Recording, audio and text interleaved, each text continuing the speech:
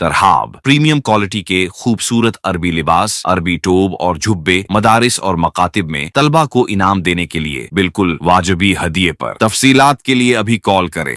अम्मा बाद अऊज़ु बिल्लाहि मिनश शैतानिर रजीम बिस्मिल्लाहिर रहमानिर रहीम या अय्युहन नबिय्यु कुल लिअज़वाजिका व बनातिका व निसाइल मुमिनीन युदनीना अलैहिन्ना मिन जलाबीबिहिन्ना। आजच्या कार्यक्रमाचे अध्यक्ष मौलाना मोहम्मद हुज़ैफा साहब वस्तानवी आणि प्रमुख अतिथी मौलाना उस्मान साहब लुधियानवी, शाह इमाम शेर पंजाब आणि प्रमुख अतिथी मौलाना उस्मान साहब आणि मदरशाचे मुख्याध्यापक कारी शमशुद्दीन साहब, तसेच स्टेजवर उपस्थित असलेले सगळे मान्यवर, प्रमुख पाहुणे, प्रिय मित्रांनो, मी आपल्या समोर पद्धती या विषयावर बोलणार आहे। तरी मी अपेक्षा करतो की आपण सर्व शांततेने ऐकाल आणि अशा प्रकारे स्त्री जातीच्या इज्जतीचे रक्षण व्हावे यासाठी संघर्ष कराल। प्रिय बांधूंनो, पद्धती त्याकरिता गरजेचे। प्रिय बांधूंनो, अल्लाने सर्व सृष्टी निर्माण केली, वेगवेगळे सजीव निर्जीव निर्माण केले व प्रत्येकासाठी कानून पण निर्माण केले आहे।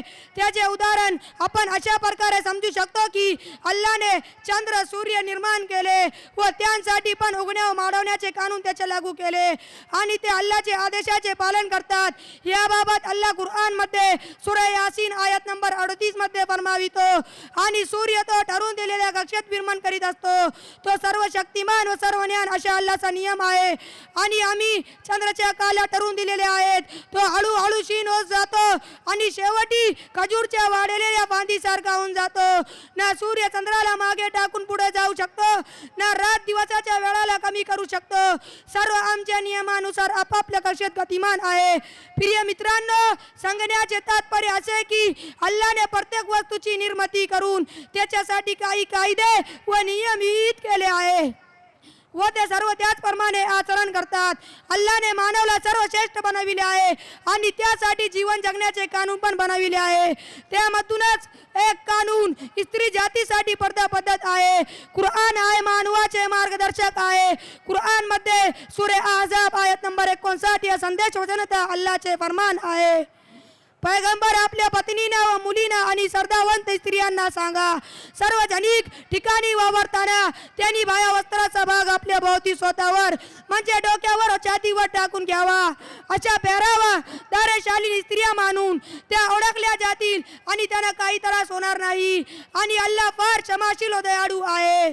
प्रिय बांधूंनो, पद्धती स्त्रियाकरिता गरजेचे आहे। पडदा त्याच्यावर अन्याय नसून न्याय आहे, आपल्या आई बहिणीच्या इज्जतीचे रक्षण आहे। आणि मी आपल्याला सांगतो की पद्धती भारतीय संस्कृती पण आहे।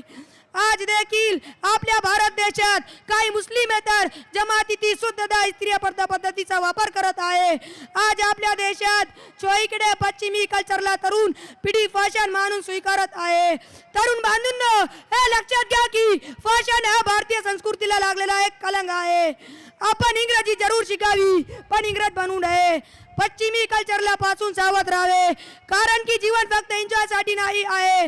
आपल्या जीवनात सगळ्यात नम्रता आदर असायला हवा, आपल्या संस्कृतीवर अभिमान असायला पाहिजे। आज आपल्या देशात स्त्रीवर फार अन्याय होत आहे, तिच्या इज्जतीचे रक्षण नाही, ती बेआबरू होऊन आपले जीवन जगत आहे। आम्हासाठी गरजेचे आहे की आम्ही आपल्या आई बहिणींना समजूत घालावी की हे पडदा तुमच्यावर अन्याय नसून तुमच्यासाठी तुमच्या इज्जतीचे सुरक्षा कवच आहे। जर त्यांनी सकुशीने पद्धतीवर अंमलबजावणी केली तर नक्कीच आपल्या देशात स्त्रीवर फार अन्यायावर आळा बसेल आणि आपल्या आई बहिणी सुख शांतीने आपले जीवन जगेल। मी अल्लाहची प्रार्थना करतो की अल्लाह सर्व स्त्री जातीला पद्धतीवर अंमलबजावणी करण्याची सुबुद्धी दे। आमीन। वमा अलैना इल्लल बलाग।